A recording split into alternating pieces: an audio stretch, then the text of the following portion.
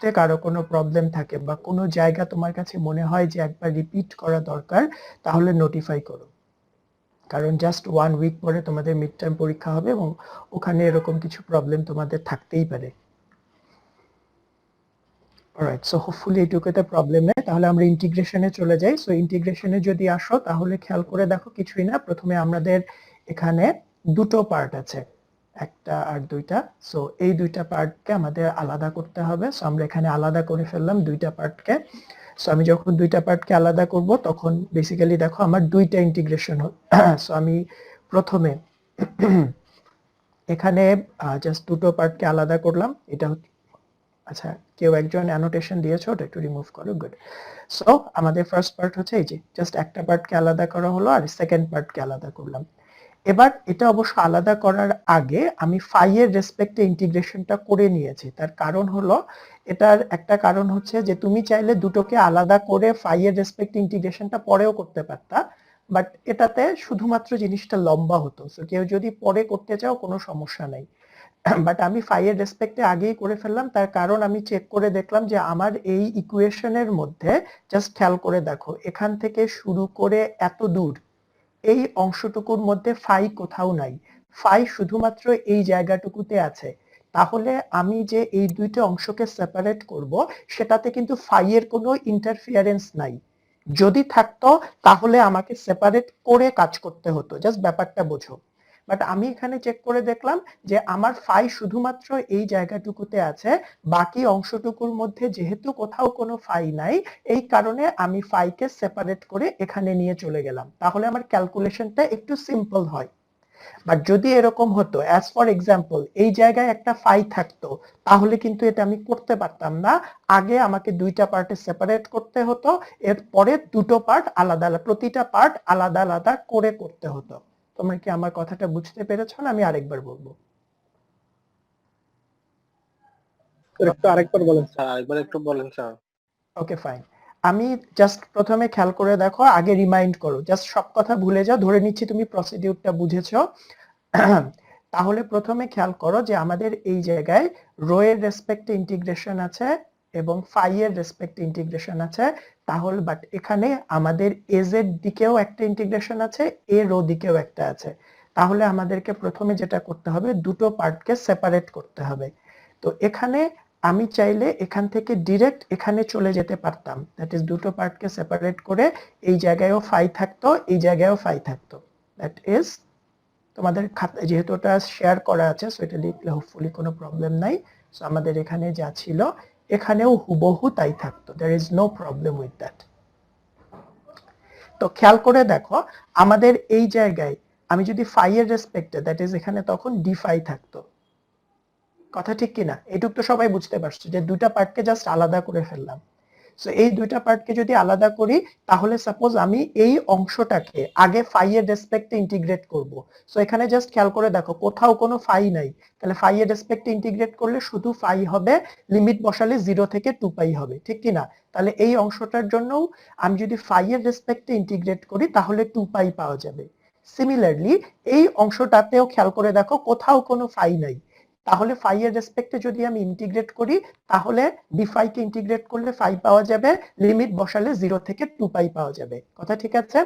তাহলে আমি দুটার রেসপেক্টে ইন্টিগ্রেট করলে 2 পাই পাওয়া যাচ্ছে, এই কারণে আমি এই ইন্টিগ্রেশনটা সেপারেট না করার আগেই করেছি। সো তোমার যদি কারো কোনো প্রবলেম থাকে, সে সেপারেট করে ধীরে ধীরে করতে পারো, তাতে কোনো সমস্যা নেই। তোমরা কি এবার জিনিসটা বুঝতে পারছো? পারছো কি? Okay fine. তাহলে এবার চলে আসো, তাহলে আমাদের ফাই এর রেসপেক্টে ইন্টিগ্রেশন হয়ে গেল। সো যখন ফাই এর রেসপেক্টে ইন্টিগ্রেশন হয়ে গেল, তখন আমার কাছে যা থাকলো সেটা হচ্ছে শুধু রো এর রেসপেক্টে থাকলো। তাহলে এবার দুটো পার্টকে আলাদা করি। তাহলে এইটা হচ্ছে আমার একটা ইন্টিগ্রেশনের পার্ট, সাপোজ আমি এটাকে I1 বললাম, আর এটা হচ্ছে আরেকটা ইন্টিগ্রেশন, এটাকে আমি I2 বলছি। তাহলে এবার একটা একটা করে আমরা ইন্টিগ্রেশন করি। তাহলে প্রথমে ওই যে দেখো এখানে লেখা আছে I1 - I2, তাহলে এই পার্টটা হচ্ছে I1, তাহলে I1 কে যদি করতে চাই তাহলে রো এর রেসপেক্টে করতে হবে, তাহলে কিছুই না, শুধুমাত্র h square plus rho square এটা সমান আমরা w স্কয়ার ধরলাম। বলতে পারতেছে w ধরলেও হতো, কোনো সমস্যা নাই, w ধরলেও কোনো সমস্যা ছিল না। তাহলে w স্কয়ার ধরলাম, w স্কয়ার ধরলে এখানে আসে 2w dw আর এখানে আসে 2 রো d রো। সো এবার এই মানগুলো এখানে বসাই দেই এবং করেসপন্ডিংলি লিমিট চেঞ্জ করি, এই জিনিসগুলো তোমরা পারো। সো এরপরে এটাকে ক্যালকুলেট করলাম, ক্যালকুলেট করার পরে আমার I2 I1 এর রেজাল্ট এটা আসলো। সেটা তোমরা নিজেরা একটু ক্যালকুলেট করবা, আজকে আমি অন্য লেকচারে চলে যেতে চাই, সো এই কারণে ক্যালকুলেশনটা আমি আগেই করে নিয়ে এসেছি। সো এই পার্টটা তোমরা নিজেরা করে দেখবা, স্টিল যদি প্রবলেম থাকে আমাকে কনসালটেশন আওয়ারে দেখাবা। আচ্ছা, তোমাদেরকে একটু বলে রাখি, যদিও আমাদের এবার কনসালটেশন আওয়ারটা গভর্নমেন্ট ভ্যাকেশনে পড়েছে, যে গভর্নমেন্ট হলিডেতে পড়েছে, স্টিল যেহেতু সামনে মিড টার্ম আছে এই কারণে কনসালটেশন আওয়ারে আমি অ্যাভেলেবল থাকবো। তো তোমাদের যাদের প্রবলেম আছে তোমরা ওই সময় দেখাতে পারবা, আর যদি কেউ অন্য কোনো সময় কনসালটেশন চাও তাহলে আমার সাথে যোগাযোগ করবে। ওকে ফাইন, এবার চলে আসো, এখানে খুব ইম্পর্টেন্ট হচ্ছে I2 তে আসো। I2 ইন্টিগ্রেশনটা হচ্ছে রো এর সাপেক্ষে। সো রো এর সাপেক্ষে মানে কি রেডিয়াল বরাবর। তাহলে ব্যাপারটা কেমন হয় তুমি অবশ্যই জানো, ইন্টিগ্রেশন মানে হচ্ছে যোগ করা, ঠিক কিনা? এটা তুমি জানো যে ইন্টিগ্রেশন মানে হলো আমাকে যোগ করতে হয়। তাহলে আমি আমার ডিশ এস যেটা ছিল সেটা এই জায়গাটায় নিয়েছি, তাহলে এই জায়গাটায় যখন আমি নিব তখন এই জায়গাটা রো ডিরেকশন এখানে হবে। সো আমি এভাবে করে যখন যোগ করতে থাকবো, মনে করে এরপরে ছোট্ট একটা জায়গা আমি এখানে নিব, তখন ডি রোটা এই জায়গাটায় থাকবে।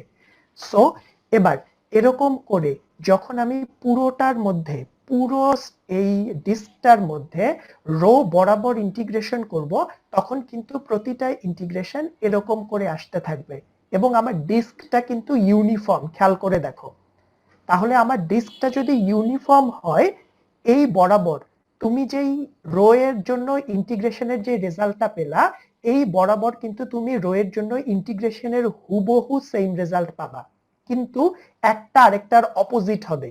অ্যাজ ফর এক্সাম্পল, তুমি এই অংশটার জন্য ইন্টিগ্রেশন করে 5 পেয়েছো, এই অংশটার জন্য ইন্টিগ্রেশন করে 5ই পাবা, কিন্তু পাবা -5। কেন? কারণ একটা আরেকটার উল্টো। তাহলে এদেরকে যখন তুমি যোগ করবা, যোগ করলে রেজাল্ট 0 আসবে না? তাহলে যেটা হয়, সো এটার শর্টে এভাবে করে মনে রাখো যে তোমার কাছে যদি কোনো সার্কুলার অবজেক্ট থাকে, যে you have got a circular object, এবং সার্কুলার অবজেক্টের জন্য whether you work in cylindrical coordinate or spherical coordinate, তুমি যদি রো বরাবর, দ্যাট ইজ রেডিয়াস বরাবর কোনো ইন্টিগ্রেশন করো, যদি এটা ফুল রেডিয়াসে হয় তাহলে ইন্টিগ্রেশনের ভিতরে যাই থাকুক না কেন রেজাল্ট 0 আসবে। তোমরা কি আমার কথাটা বুঝতে পারছো? যে যদি আমার কাছে একটা সার্কুলার অবজেক্ট থাকে, whether I am working in cylindrical coordinate and spherical coordinate, যদি আমার কাছে একটা ফুল সার্কেলের অবজেক্ট থাকে, তাহলে আমি যখন তাকে রেডিয়াল দিকে ইন্টিগ্রেশন করব, দিকটা যখন রেডিয়াল বরাবর হবে, রো এর সাপেক্ষে করছি এটা ইম্পর্টেন্ট না, ইম্পর্টেন্ট হচ্ছে ইন্টিগ্রেশনের দিকটা রেডিয়াস বরাবর। সো যখন আমি রেডিয়াস বরাবর ইন্টিগ্রেশন করব, that will B 0 provided that we are considering a complete circle. যদি আমি কমপ্লিট সার্কেল কনসিডার করি তাহলে ইন্টিগ্রেশনের রেজাল্ট 0 হয়, কারণ এইটা তার অপোজিট দিয়ে কাটা পড়ে যায়। যদি আমার সার্কুলার অবজেক্টটা এরকম থাকতো, তাহলে খেয়াল করে দেখো এই অংশটার জন্য আমি যেই ইন্টিগ্রেশনের রেজাল্টটা পেতাম এটার উল্টো দিকে কিন্তু কিছু নাই।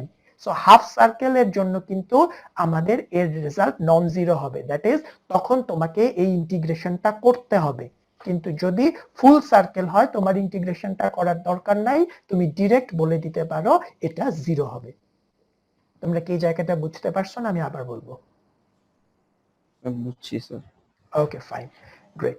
তাহলে এটাই ছিল। সো এবার যদি আমরা এই রেজাল্ট গুলো বসাই তাহলে আমরা টোটাল ইলেকট্রিক ফিল্ড এখান থেকে পেয়ে যাব।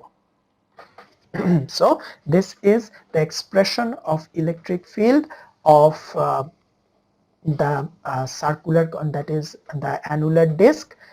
সো এবার এখান থেকে মাঝে মধ্যে আমি তোমাদেরকে কিছু সাপ্লিমেন্টারি কোয়েশ্চেন করি। সো এই কোয়েশ্চেন গুলো আমি জাস্ট লিখে দিচ্ছি, তোমরা এটা নিজেরা ট্রাই করবা, তারপরে আমি এটার আনসার তোমাদেরকে দিব। এক নাম্বার হচ্ছে, what is the direction of electric field? What is the direction of the field, of the electric field? That is, এটা প্রমাণ করার পরে তোমাকে কখনো কখনো এই কোয়েশ্চেন গুলো করা হয়, অথবা কখনো কখনো এরকম করা হয়, এটা তোমাদেরকে আমি ডিরেকশন পড়ানোর সময়, দ্যাট ইজ কোঅর্ডিনেট পড়ানোর সময় বলেছিলাম যে আমি তোমাকে এই এক্সপ্রেশনটাই পরীক্ষায় দিয়ে দিলাম, তারপরে এই কোয়েশ্চেনটা করলাম। So what is the direction of electric field? Then আরো কিছু কোয়েশ্চেন থাকে, how will the field change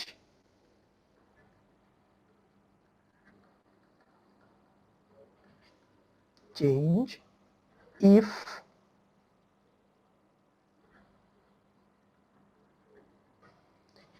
the inner radius increased? So আমাদের inner radius এখানে a ছিল, inner radius increased। এরপরে সিমিলার কোয়েশ্চেন থাকতে পারে, আমি এটা লিখলাম না, যদি আউটার রেডিয়াস ইনক্রিজ করা হয়, দ্যাট ইজ আমি ইফেক্ট গুলো জানতে চাচ্ছি, যে আমার কাছে যে ডিস্কটা আছে, আমি যদি ডিস্কের প্রপার্টি চেঞ্জ করি তাহলে সেটা ইলেকট্রিক ফিল্ডের উপরে কিভাবে ভ্যারি করবে। আরেকটা কোয়েশ্চেন হতে পারে, যদি আমি ডিস্ক থেকে হাইট চেঞ্জ করি, হাইট ইনক্রিজড। সো তোমরা এই জায়গাটা একটু খেয়াল করবা, তোমার এগুলোকে বলা হয় রেজাল্ট ইন্টারপ্রেট করতে পারা, যে আমরা সোফার ক্যালকুলেশন করেছি, এবার ক্যালকুলেশনটাকে ব্যাখ্যা করতে পারতে হবে। সো ব্যাখ্যা করা মানে হচ্ছে এই কোয়েশ্চেন গুলোর আনসার দেয়া। একটা হলো যে ইলেকট্রিক ফিল্ডের ডিরেকশন কোন দিকে আছে, আর জাস্ট এক্সপ্রেশন দেখে তুমি কি বলতে পারো, যে আমি যদি এ বাড়াই তাহলে কি আমার ই বাড়বে না কমবে, আমি যদি বি বাড়াই তাহলে কি ই বাড়বে না কমবে, আমি যদি এইচ বাড়াই তাহলে কি ই বাড়বে না কমবে। সো আমি যদি তোমাকে এই কোয়েশ্চেনটা আবার উল্টো করেও বলতে পারতাম, যে তোমাকে এরকম কোয়েশ্চেন করা হলো যে আমি এই সিস্টেমের ইলেকট্রিক ফিল্ড বাড়াতে চাই, তাহলে এই ডিস্কের আমার কি কি প্রপার্টি চেঞ্জ করতে হবে। So this are the question that may come in your exam. Okay, so এইটুকু পর্যন্ত কারো যদি কোনো প্রবলেম থাকে তাহলে বলো। That was the residual of the last lecture, otherwise we will move on to the next lecture. So এটা তোমরা নিজেরা ট্রাই করবা, ট্রাই করে আমাকে কনসালটেশন আওয়ারে জানাবা যে তোমরা এটা পেরেছো কিনা। যদি বুঝতে না পারো তখন আমি বুঝাই দিব, আজকে দিব না, তোমরা নিজেরা আগে ট্রাই করো। সো হোপফুলি তোমাদের এখানে কোনো প্রবলেম নাই, বাট যেহেতু এই প্রবলেমটা আমরা দুদিন মিলে করেছি, তোমরা এই প্রবলেমটা একদম শুরু থেকে শেষ পর্যন্ত নিজেরা একবার করবা। কারণ আবার বলছি, এই প্রবলেম হুবহু পরীক্ষায় থাকবে না, এরকম থাকবে। সো কারো যদি কোনো জায়গায় প্রবলেম থাকে, আমরা টার্মের আগে শুধুমাত্র একটাই কনসালটেশন আওয়ার পাবো, কনসালটেশন ক্লাস পাবো। সো আমাকে নেক্সট স্যাটারডেতে জানাবা কি অবস্থা হয়। ওকে, তাহলে এবার চলে আসো, let's move on to our next lecture.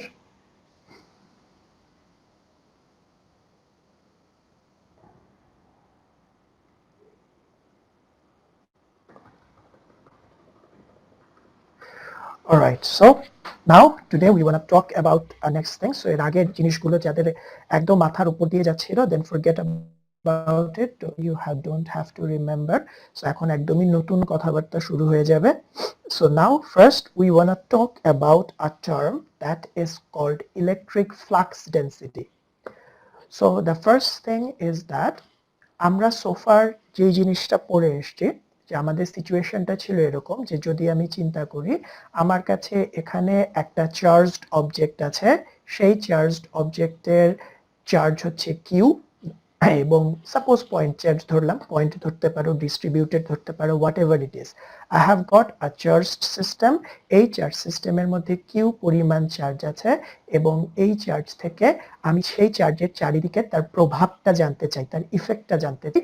ইফেক্টটা আমি যা দিয়ে এক্সপ্রেস করি, সাপোজ এই জায়গায় আমি এই চার্জের ইফেক্টটা জানতে চাচ্ছি, তাহলে আমি ইফেক্টটা যা দিয়ে এক্সপ্রেস করি, that is called electric field, যে আমি এই চার্জড অবজেক্টের জন্য P পয়েন্টে ইলেকট্রিক ফিল্ড জানতে চাই। So these are the things that we talked about.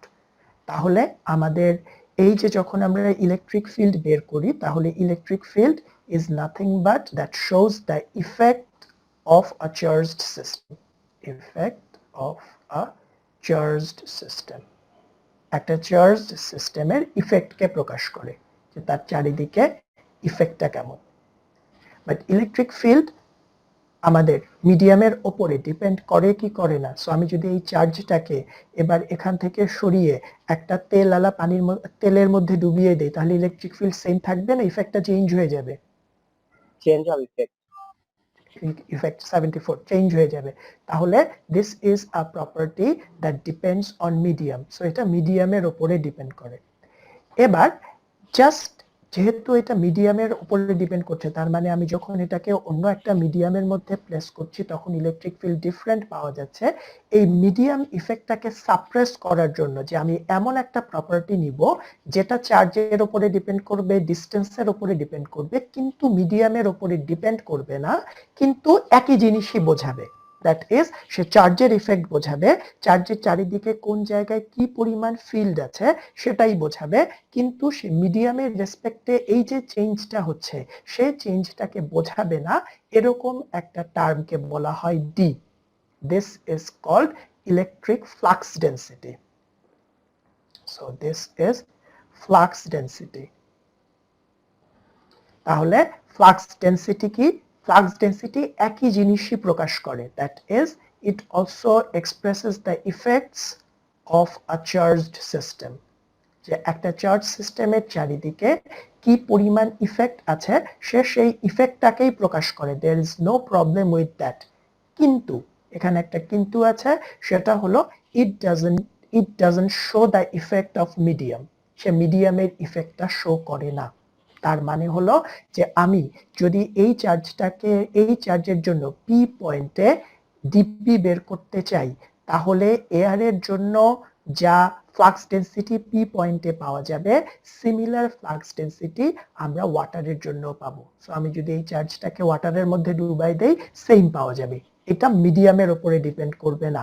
On the other hand এই সিস্টেমের জন্য আমি পি পয়েন্টে এয়ারে যে ইলেকট্রিক ফিল্ড পাবো আমি এই চার্জটাকে যদি এবার পানির মধ্যে ডুবিয়ে দেই এবং একই পি পয়েন্টে তার ইলেকট্রিক ফিল্ড বের করি তাহলে আমার ইলেকট্রিক ফিল্ড সেম থাকবে না। আর দুইজনই যদি আমি ফিজিক্যাল মিনিং এ চিন্তা করি যে দুইজন ফিজিক্যালি কি বোঝায়, দুইজন ফিজিক্যালি একই জিনিসই বোঝায়, দ্যাট ইজ একটা চার্জ সিস্টেমের চারিদিকে কোন জায়গায় কি পরিমাণ অ্যাট্রাকশন বা রিপালশন কাজ করে সেটার ইন্ডিকেশন বিয়ার করে। তাহলে এবার ডেফিনেশনে চলে আসো। সো আমরা এই জায়গাটুকুতে একটু পরে আসবো কারণ এটা আমাদের জন্য একটু ডিফারেন্ট হবে। সো এটা আমাদের পরের আছে। সো আমি এটা এক জায়গা থেকে কপি করে নিয়ে আসছি, সো দ্যাটস এটা বাদ দিতে ভুলে গেছি। So this is the mathematical definition of D. So D এর ম্যাথমেটিক্যাল ডেফিনেশন হচ্ছে সে ই এর মিডিয়াম ইফেক্টকে সাপ্রেস করে। আচ্ছা, বাই দ্য ওয়ে জাস্ট তোমাদেরকে একটা কোয়েশ্চেন করি, তোমাদের কি আজকে কোনো ক্লাস টেস্ট আছে? স্যার আজকে কুইজ নাই স্যার, কালকে আছে। না, আজকে তোমরা খুবই ঠান্ডা হয়ে গেছো তো সেই জন্য ভাবলাম যে আজকে তোমাদের মনে কোনো ক্লাস টেস্ট আছে, তোমরা জোর সোরে পড়াশোনা করতেছো আর এখানে নাই, ক্লাসের মধ্যে তোমরা নাই।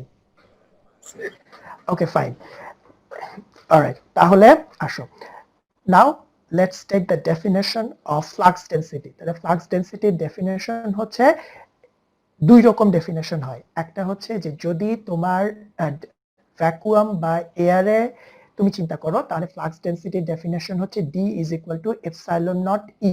জাস্ট খেয়াল করে দেখো আমাদের E এর এক্সপ্রেশনের মধ্যে এই যে এপসাইলন নট যে মিডিয়াম প্রপার্টিটা থাকে 4 পাই এপসাইলন আর এপসাইলন নট, বাকি যা যা থাকার থাকলো, মিডিয়াম প্রপার্টিটা কিন্তু নিচে থাকে।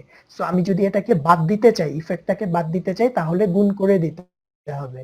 তাহলে শুধুমাত্র মিডিয়াম প্রপার্টি দিয়ে ই কে গুণ করে দিলেই ডি চলে আসে, শুধুমাত্র আমরা মিডিয়াম প্রপার্টিটাকে সাপ্রেস করছি। তাহলে so this is the definition of electric flux density, that is D is equal to epsilon naught E or D is equal to epsilon r epsilon naught E. So আমরা যদি এর unit নিয়ে কথা বলি তাহলে এর ইউনিট হচ্ছে coulomb per metre square. So this is all about D. So D এর ব্যাপারে কারো কোনো কোয়েশ্চেন আছে? স্যার ডি এর দিক কি ই এর দিকে দিকে হবে যেহেতু D এর দিক E এর, yes, very good. D এর দিক E এর দিকে হবে, but you are not following the protocol. Hand raise করবে এর পরের কোয়েশ্চেনে। Roll 83. Roll 83. Sir vacuum or air এটার মানে ডি এর ভ্যালুটা বুঝতে পারি না এপসিলন নট দ্বারা কি করলেন? ভ্যাকুয়াম আর এয়ারে তো কিছু না, ভ্যাকুয়াম আর এয়ারে তোমার এপসাইলন আর এর ভ্যালু 1 হয়ে যায়। সো এই 1টা এখানে বসায় দাও, তাহলে তুমি ডি এর এক্সপ্রেশনটা ভ্যাকুয়াম আর এয়ারের জন্য পেয়ে যাবে। ঠিক আছে? ওকে। স্যার আমরা দেখলাম যে মানে ওইটা তো সবসময় সমান থাকে, এয়ার অথবা ওয়াটার। ভ্যাকুয়ামের ক্ষেত্রে কি আলাদা হয় না? না না, ভ্যাকুয়ামের জন্য সমানই থাকে, দুটাই সমান থাকে। দ্যাট ইজ তুমি যখন ক্যালকুলেশন দুটাই দেখবা যে সেম চলে আসছে। ওয়াটারের জন্য ডি যা আসবে, তুমি ভ্যাকুয়ামের জন্য ডি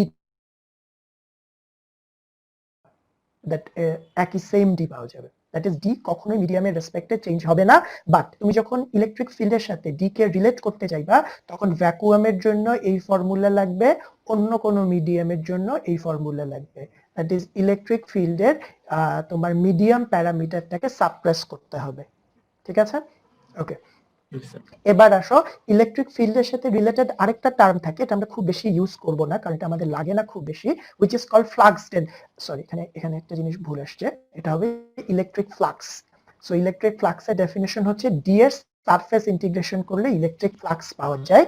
তো এই টার্মটা ইলেকট্রিক ফিল্ডে খুব ইম্পর্টেন্ট না, বাট ম্যাগনেটিক ফিল্ডে খুবই ইম্পর্টেন্ট হবে। সো আমাদের আপাতত এটা নিয়ে খুব বেশি বদার্ড না হলেও চলবে, জাস্ট টার্মটা শুনে রাখো, ইলেকট্রিক ফ্লাক্স ডেনসিটি, ডেনসিটিকে ইন্টিগ্রেট করলে ফ্লাক্স পাওয়া যায়, তাহলে ইলেকট্রিক ফ্লাক্স ডেনসিটিকে সারফেস ইন্টিগ্রেশন করলে ফ্লাক্স পাওয়া যাবে।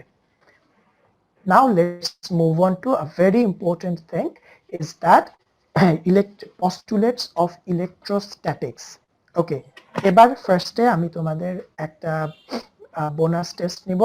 সো সবাই তোমরা ইয়েতে চলে যাও, প্রাইভেটে চলে যাও, প্রাইভেট চ্যাটে চলে যাও। I will ask a very short question, এবং যে যত শর্টে আনসার দিতে পারবা তত ভালো।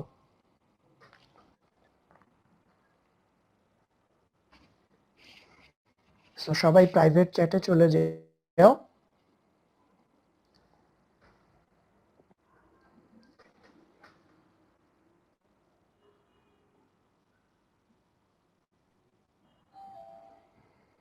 Okay, so hopefully everyone is in their private chat. The question is electrostatic মানে কি? What is the meaning of electrostatic? What is the meaning of electrostatic? এক কথায় বা খুব অল্প কথায় সেটা বলবা, but not more than one line. Electrostatic মানে কি? So your time starts now. What is meant by electrostatic?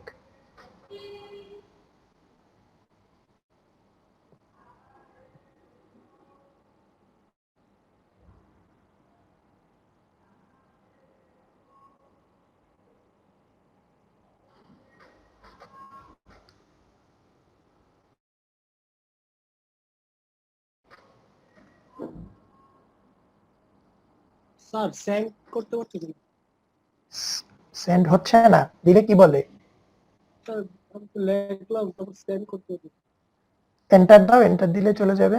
যাচ্ছে না। অন্য সময় আরেকবার লিখো, আরেকবার লিখো, যাবে, ডোন্ট ওয়ারি।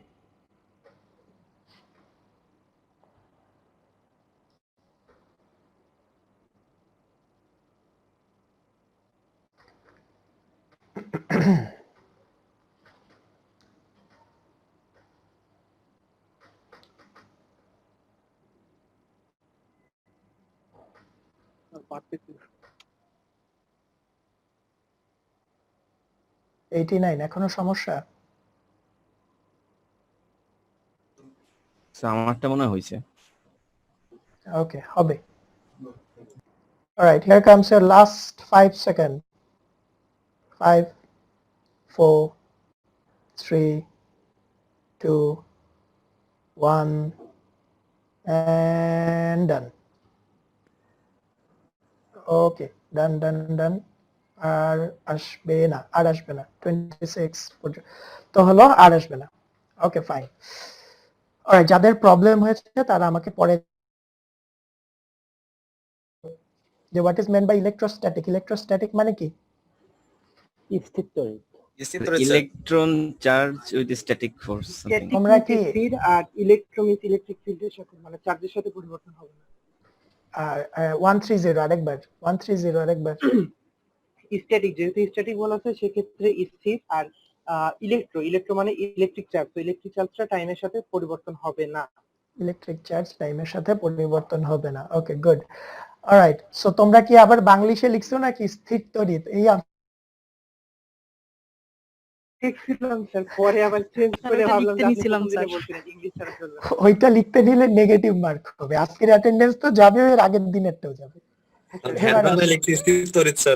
হ্যাঁ, বাংলিশে লিখছি স্যার। হ্যাঁ, আমি তো জানি তোমরা এই কাজ করো। অলরাইট, এবার চলে আসো। স্যার মনে আসতেছিল না স্যার, স্যার স্থির তড়িৎ লিখে দিচ্ছি। স্যার স্থির তড়িৎ স্যার বাংলিশে লিখে দিয়েছে। ওকে ফাইন, এবার যা লিখছো, যেটা আমল করে ফেলছো, সেই আমল তার ব্যাক করতে পারবে না, তো শেষ। স্যার হ্যাঁ, relating to stationary electric charges, এটা দিলে হয় না স্যার? Quite close. ঠিক আছে, এবার আসো। What is mean by electrostatic, যেটা 130 বললো, ভেরি ক্লোজ, যদি একটা জিনিসও মিস করে গেছে।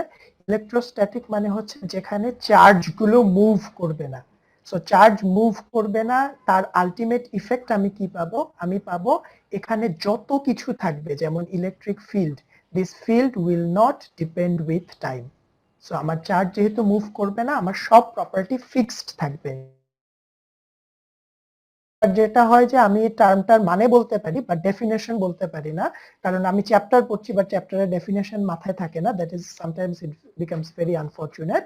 তাহলে ইলেকট্রোস্ট্যাটিক্স মানে হচ্ছে এমন একটা সিচুয়েশন যেখানে কোনো কিছুই টাইমের রেসপেক্টে চেঞ্জ হবে না, চার্জ নড়াচড়া করে না। সো যেহেতু চার্জ নড়াচড়া করে না, এখানে যতগুলো প্রপার্টি থাকবে কোনো প্রপার্টি টাইমের রেসপেক্টে পরিবর্তন হবে না। এবার আমরা এরকম সিচুয়েশনের জন্য কিছু পস্টুলেট জানতে চাচ্ছি। তো পস্টুলেট কথাটার মানে কি, আমি এটা জিজ্ঞেস করে সময় নষ্ট করছি না, কারণ এটা জানা আমাদের জন্য খুব বেশি ইম্পর্টেন্ট না, just to have an idea what is postulate. এই ওয়ার্ডটা কিন্তু এর আগে করে আসছো, এটাকে বাংলায় বলে স্বীকার্য, অনেকে হয়তো পস্টুলেট ওয়ার্ডটা কি করতে পারবে না।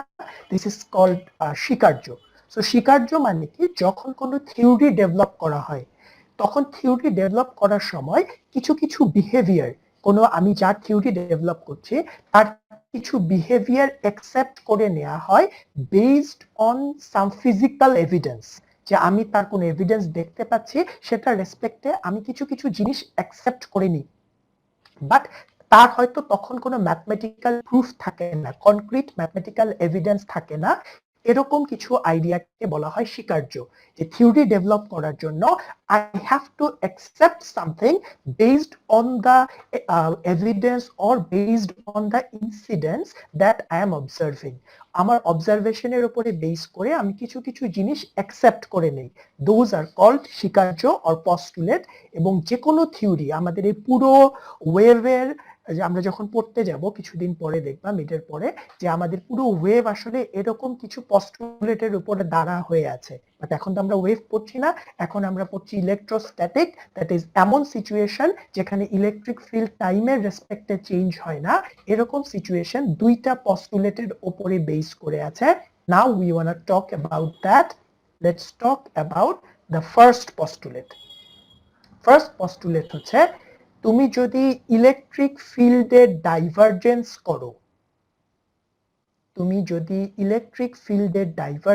করো, তাহলে চার্জ ডেনসিটি পাওয়া যায়, কিন্তু ইউনিট ম্যাচ করার জন্য এপসাইলন আর এপসাইলন নট দিতে হয়। So what ever it is, তোমার এই জায়গাটা এখন বোঝার দরকার নাই। তাহলে ফার্স্ট পস্টুলেট হচ্ছে ইলেকট্রিক ফিল্ডকে ডাইভারজেন্স করতে হবে। তোমরা অলরেডি ভেক্টর কোর্সে ডাইভারজেন্স করে আসছো।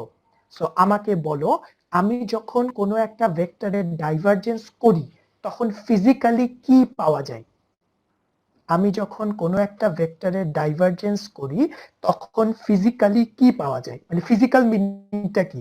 সবসময় মনে রাখবা যে কোনো অঙ্ক করার একটা প্র্যাকটিক্যাল ইমপ্লিমেন্টেশন আছে। সো আমি যখন কোনো একটা ভেক্টরের ডাইভারজেন্স করছি তখন আসলে আমি ফিজিক্যালি কি পাচ্ছি? স্যার অবস্থান, ইলেকট্রিক্যাল অবস্থান। ইলেকট্রিক অবস্থান না, ডাইভারজেন্স করলে অবস্থান পাওয়া যায় না। পজিশন ভেক্টর থেকে ভেক্টরকে ডাইভারজেন্স করছি তখন আমি আসলে কি পাই? তোমরা কিন্তু ডাইভারজেন্স করে আসছো। স্যার ভেক্টর, একক ভেক্টর গুলো del del X I, del del Y J, del del Z K. এটা তো ম্যাথমেটিক্যাল হলো, ফিজিক্যালি কি পাওয়া যায়? Sir quantity flux something flux. Flux quantity না। আর কোনো আনসার? Okay fine. এবার আসো, যখন তুমি মনে করো সাপোজ এই জায়গাটা কোন একটা ব্ল্যাক বক্স, এটার ভিতরে কি আছে আমি কিচ্ছু জানি না, এর ভিতরে কি অবস্থা আছে কি আছে আমার কোনো আইডিয়া নাই, বাট সামহাউ যেটা আমি বাইরের থেকে বাইরের দুনিয়া জানি, আমি ভিতরের দুনিয়াটা কিছুই জানি না। আমি দেখলাম যে এই জায়গাটা থেকে এর মধ্যে কিছু ইলেকট্রিক ফিল্ড ঢুকছে, আমি ইলেকট্রিক ফিল্ড দিয়েই বলছি। সো কিছু ইলেকট্রিক ফিল্ড এখানে ঢুকছে, ভালো কথা। আবার আমি দেখলাম যে এই ব্ল্যাক বক্সটা থেকে কিছু ইলেকট্রিক ফিল্ড বের হয়ে যাচ্ছে। সো আমি এটা দেখতে পাচ্ছি এর ভিতরে কি পরিমাণ ইলেকট্রিক ফিল্ড ঢুকছে আর কি পরিমাণ ইলেকট্রিক ফিল্ড বের হয়ে যাচ্ছে সেটা আমি এখান থেকে অবজার্ভ করতে পারি। ডাইভারজেন্স কি করে? কোনো একটা জায়গার মধ্যে কি পরিমাণ রেট অফ চেঞ্জ আছে সেই চেঞ্জটাকে এক্সপ্রেস করে। So rate of change express করা মানে কি, তার মধ্যে কি পরিমাণ ঢুকলো আর কি পরিমাণ বের হয়ে গেল সে তাদেরকে সাম আপ করে, যোগ করে বলে যে ওই জায়গায় তাহলে থাকলো কি। তাহলে ইন অ্যান্ড আউট, যেমন তোমরা হয়তো ডাইভারজেন্স পড়ার সময় সোর্স আর সিঙ্ক এই দুইটা টার্ম হয়তো শুনেছো। সো এটা হইলে সোর্স হয়, ওইটা হইলে সিঙ্ক হয়। সো সোর্স আর সিঙ্ক ব্যাপারটাই হচ্ছে এরকম যে কি পরিমাণ ঢুকছে। সোর্স মানে যেখান থেকে ঢুকে না, যেখান থেকে বের হয়। সিঙ্ক মানে যেখানে ঢুকে। তাহলে ডাইভারজেন্সের কাজ হচ্ছে, যার এত কথা বুঝতে সমস্যা হয় সে এভাবে করে মনে রাখো, কোনো ভেক্টরের ডাইভারজেন্স করার মানে হলো কোনো একটা জায়গায় কি পরিমাণ ওই ভেক্টরটা ঢুকে এবং কি পরিমাণ বের হয়ে যায়, যতটুকু রেসিডিউ থেকে যায়, that is expressed by the divergence. তাহলে আমি যদি এই সিস্টেমটার এবার ডাইভারজেন্স করি, তাহলে আফটার পারফর্মিং দ্য ডাইভারজেন্স আমি যা রেজাল্ট পাবো সেই রেজাল্টটা হচ্ছে এরকম যে আমার এই জায়গাটায় দুইটা ইলেকট্রিক ফিল্ড ঢোকে, এরকম একটা রেজাল্ট আমি পাবো, ঠিক কিনা? যে আমি যদি সবগুলো ইলেকট্রিক ফিল্ডকে এবার যোগ করে দেই, তাহলে যোগ করলে পাবো এটা এটাকে কেটে যাবে, এটা এটাকে কেটে যাবে, তাহলে আলটিমেটলি আমি দেখতে পাবো এখানে দুইটা ইলেকট্রিক ফিল্ড ঢোকে।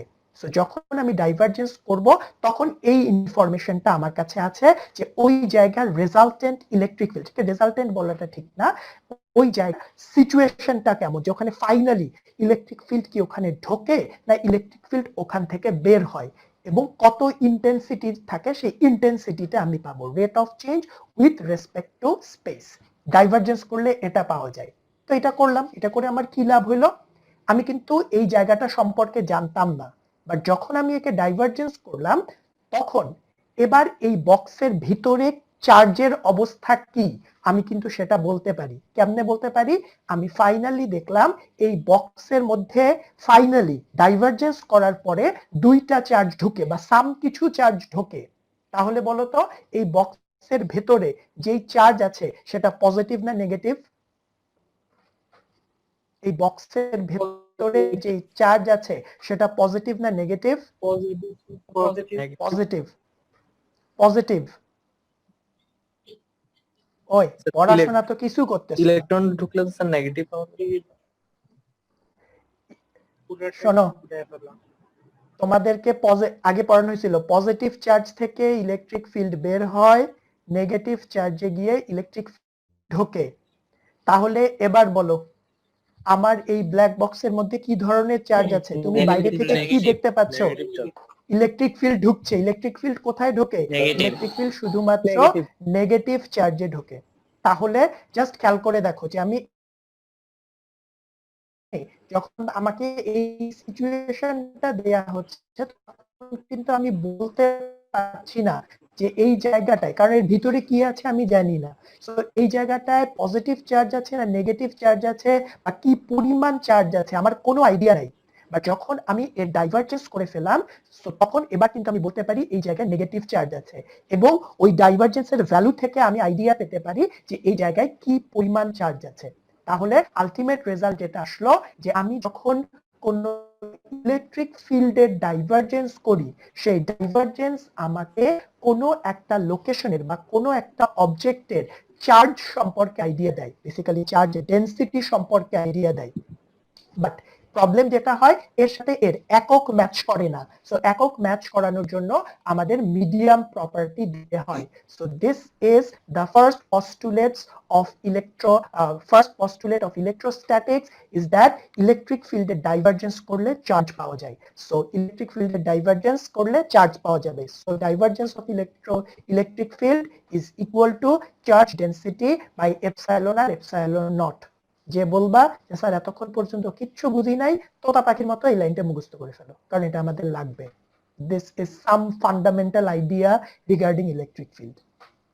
So divergence of electric field is equal to charge density divided by epsilon r epsilon naught. Okay, so based on that এবার আবার আরেক প্রাইভেট চ্যাটে চলে যাও, আবার একটা কোশ্চেন করব, আবার সবাই প্রাইভেট চ্যাটে চলে যাও।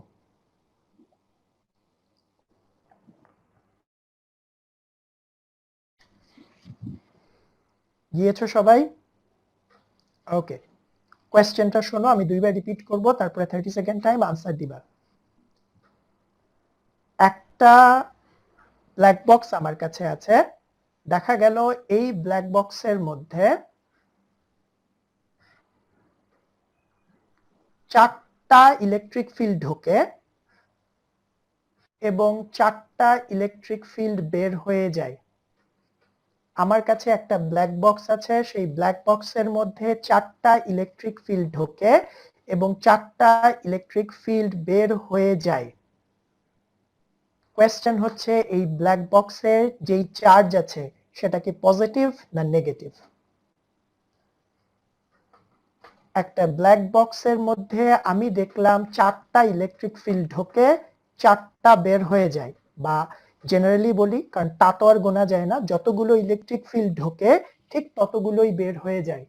নাও দ্য কোয়েশ্চেন ইজ এই ব্ল্যাক বক্সের ভিতরে কি ধরনের চার্জ আছে, পজিটিভ না নেগেটিভ? এই ব্ল্যাক বক্সের চার্জের স্ট্যাটাস কেমন? 30 seconds time.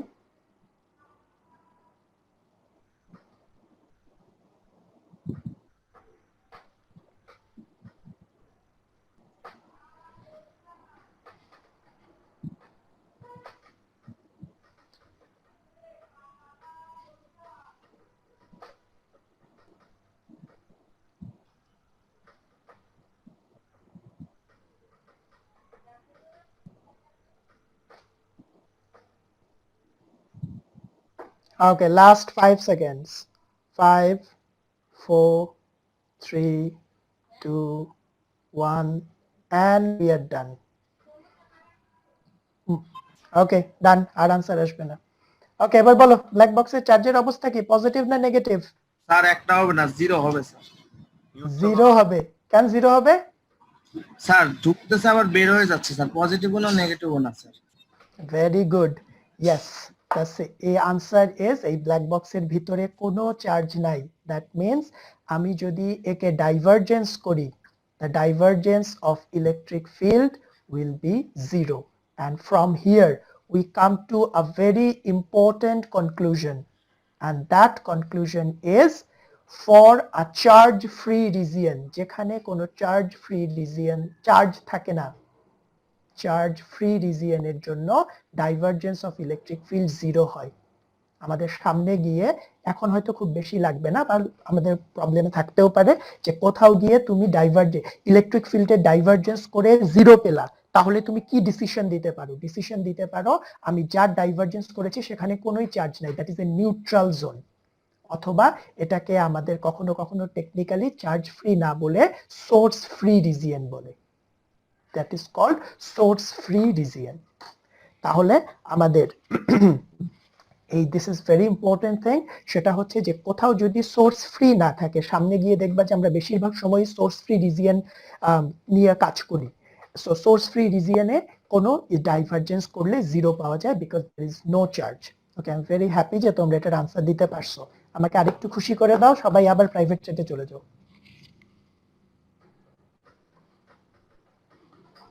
সবাই আবার প্রাইভেট চ্যাটে চলে যাও। এই কোয়েশ্চেনের জন্য টাইম বেশিক্ষণ দিব না, টাইম দিব 10 সেকেন্ড, কারণ পিচ্ছি একটা কোয়েশ্চেন। এবার কোয়েশ্চেনটা হচ্ছে ইলেকট্রিক ফিল্ড ঘুরতে পারে কি পারে না? Can electric field rotate? Electric field ঘুরতে পারে কি পারে না? Can electric field rotate? 10 second time.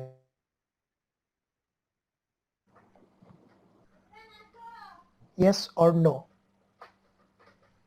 Last 5 seconds. 5, 4, 3, 2, 1, and done. Done. Okay, fine. All right, answer দাও। ইলেকট্রিক ফিল্ড ঘুরতে পারে কি পারে না? Yes or no? No. পারে ঘুরতে? ইলেকট্রিক ফিল্ড ঘুরতে পারে কি পারে না?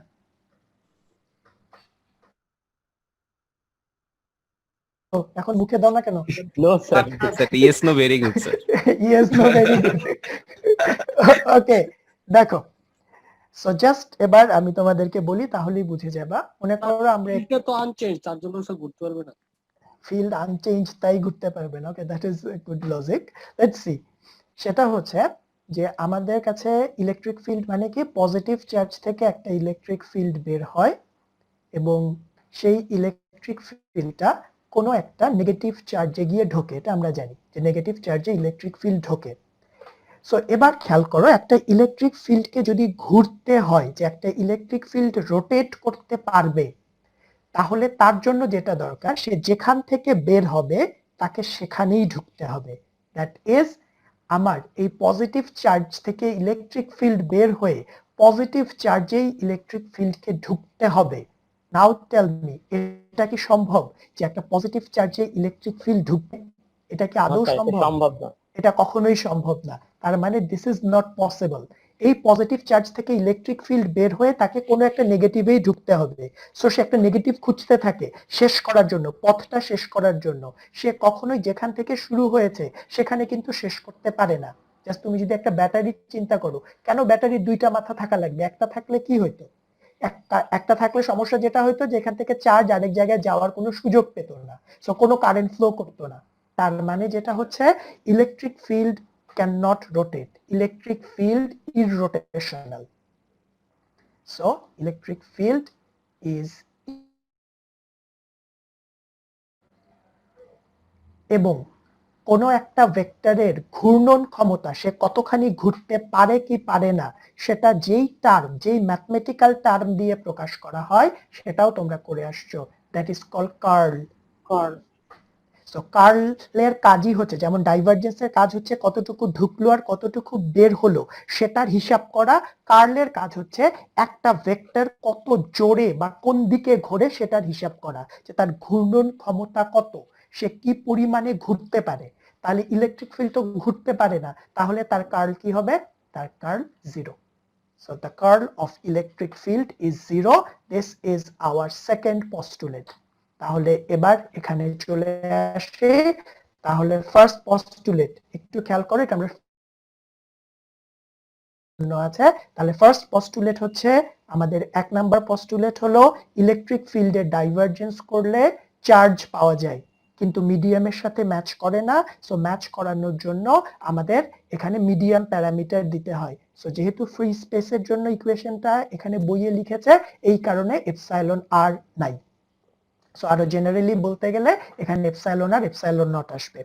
এবার 2 নাম্বার কি, ইলেকট্রিক ফিল্ড রোটেট করতে পারে না, তাহলে ইলেকট্রিক ফিল্ডের জন্য curl zero. So physical meaning মানে কিন্তু এটাই, যে তুমি ফিজিক্যালি এটা দিয়ে আসলে কি বোঝো। এবার চলে আসো, সো তোমরা অবশ্যই জানো যে এই যে ডেল নোটেশনটা বা এটাকে ন্যাবলা নোটেশন বলে, সো এই ন্যাবলা নোটেশনটা বেসিক্যালি ডিফারেন্সিয়েশনকে প্রকাশ করে, যেটা অলরেডি তোমাদের কেউ একজন ডাইভারজেন্সকে এক্সপ্রেস করার জন্য বলেছিলাম। সো এবার আমি এটারই ইন্টিগ্রাল ফর্ম চাই। সো এটাকেই যদি আমি ইন্টিগ্রাল চেহারায় নিয়ে আসি, যেটাই ডিফারেন্সিয়েশনের ফর্মে আছে তাকে ইন্টিগ্রেট করা যায়। সো এটাকে যদি ইন্টিগ্রাল ফর্মে নিয়ে আসি তখন চেহারাটা এরকম আসে। তো এটার জন্য আমাদের দুইটা থিওরিয়াম পড়া দরকার, যেটা আমাকে সেকশন এ নোটিফাই করছে যে এই থিওরিয়াম দুটো সম্পর্কে তোমাদের একটু আইডিয়া কম। একটা হচ্ছে ডাইভারজেন্স থিওরিয়াম, একটা স্টোকস থিওরিয়াম। এটা কি তোমাদের আইডিয়া আছে? ডাইভারজেন্স থিওরিয়াম আর স্টোকস থিওরিয়াম? ডাইভারজেন্স থিওরেম শুনছিলাম কিন্তু স্টোকস থিওরেম নামগুলো শুনছি আসলে মনে নাই। আজ শুনলাম। হ্যাঁ, ওকে ফাইন, নামগুলো শুনছো বাট মনে নাই, ফাইন, আমাদের লাগবে না, আমরা এই জায়গায় যাব না। তাহলে যেহেতু তোমরা এটা জানো না, এই কারণে এখন আমি যা বলবো বিশ্বাস করবা। সেটা হচ্ছে যখন কোনো ডাইভারজেন্সকে ইন্টিগ্রেশনে কনভার্ট করা হয়, যে কোনো ডাইভারজেন্সকে যখন ইন্টিগ্রেশনে কনভার্ট করা হয় তখন ক্লোজ সারফেস ইন্টিগ্রেশন হয়। কার? যাকে ডাইভারজেন্স হচ্ছে। তাহলে কি বললাম? ডাইভারজেন্সকে যখন ইন্টিগ্রেশনে কনভার্ট করা হয় তখন ক্লোজ সারফেস ইন্টিগ্রেশন হয়। কার? যাকে ডাইভারজেন্স করা হচ্ছে। তাহলে আমি ই কে ডাইভারজেন্স করছি, তাহলে আমি পাবো ই ডট ডিএস। তাহলে এই কথাটা মনে রাখো, কারণ সামনে গিয়ে আমাদের এই কথাটা লাগবে। তাহলে যেটা হলো ডাইভারজেন্সকে ইন্টিগ্রেট করলে ক্লোজ সারফেস ইন্টিগ্রেশন পাওয়া যায়। কার? যাকে ডাইভারজেন্স করা হচ্ছে। এখন এই জায়গায় যদি আমি A B A E K divergence করতাম তাহলে এখানে এ ই এর সারফেস ইন্টিগ্রেশন হতো। সো যাকে ডাইভারজেন্স করছি তার ক্লোজ সারফেস ইন্টিগ্রেশন পাওয়া যাবে। ক্লিয়ার? এবার এই সাইডে চলে আসো, চার্জ ডেনসিটি। এটা আমরা এর আগের অঙ্কেও করে আসছি। চার্জ ডেনসিটি ইন্টিগ্রেট করলে টোটাল চার্জ পাওয়া যায়, আর মিডিয়াম তো কনস্ট্যান্ট, মিডিয়াম বাইরে থাকে। তাহলে এটা ইন্টিগ্রাল ফর্ম হচ্ছে এরকম। সো মুখস্থ করতে পারো, বাট মুখস্থ করার চেয়ে এভাবে করে মনে রাখো, তাহলে পরবর্তীতে সুবিধা হবে। ডাইভারজেন্সকে ইন্টিগ্রেট করলে ক্লোজ সারফেস ইন্টিগ্রেশন পাওয়া যায়। কার? যাকে ডাইভারজেন্স করা হচ্ছে। আর এই সাইডে চার্জ ডেনসিটিকে ইন্টিগ্রেট করলে টোটাল চার্জ পাওয়া যায়। স্যার ক্লোজড মানে কি আবদ্ধ? আবদ্ধ, দ্যাট ইজ জি, স্যার। তোমার সারফেসটা বন্ধ থাকতে হবে, জি, স্যার, ওপেন সেটাই। সারফেস হওয়া যাবে না। অনেকে That আবার is- শুনবে যে কাছাকাছি, কিন্তু না, এটা কাছাকাছি না। ভেরি গুড, আবদ্ধ চার্জের। Yes, very good. তোমাকে আবদ্ধ জায়গায় চিন্তা করতে হবে, ইন্টিগ্রেশনটা করতে হবে একটা আবদ্ধ জায়গার জন্য। That was a very good point, যে ক্লোজড সারফেস ইন্টিগ্রেশন।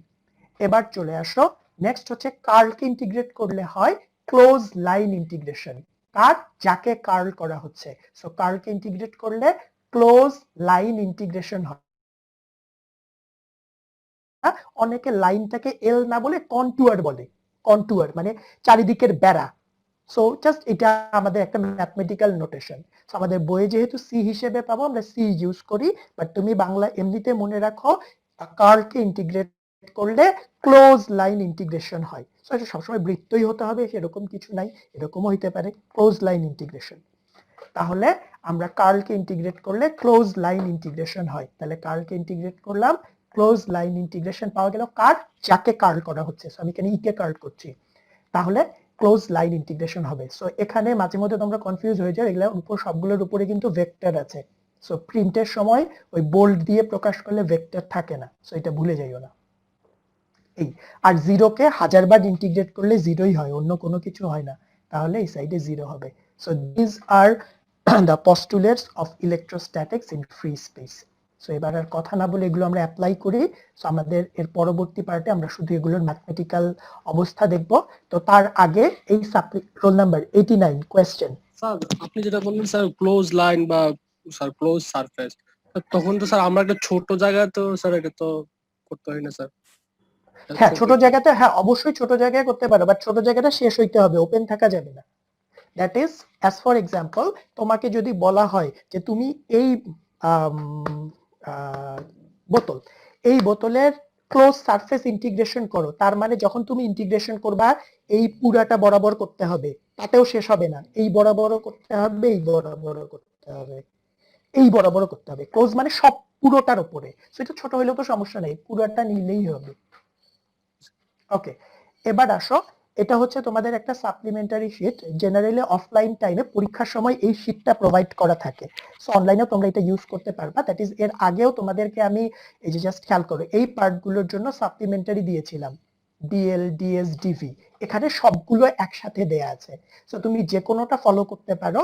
বাট এই সাপ্লিমেন্টারি শীটে শুধু একটু একটা ছোট্ট একটা উইকনেস আছে, উইকনেসটা হচ্ছে জাস্ট এখানে একটু খেয়াল করে দেখো, এখানে ওরা এএক্স না লিখে ডিরেকশনকে এএক্স না লিখে শুধু এক্স ক্যাপ লিখে, একটু খেয়াল করে দেখেছো, জাস্ট এখানে এএক্স না লিখে শুধু এক্স ক্যাপ লিখেছে, এখানে এ ওয়াই না লিখে শুধু এ ওয়াই ক্যাপ লিখেছে। সো ওই জায়গাটা তোমাদেরকে একটু খেয়াল রাখতে হবে যে এখানে ডিরেকশনকে ও একটু ডিফারেন্ট ওয়েতে এক্সপ্রেস করে, বাট মিনিং কিন্তু সেম।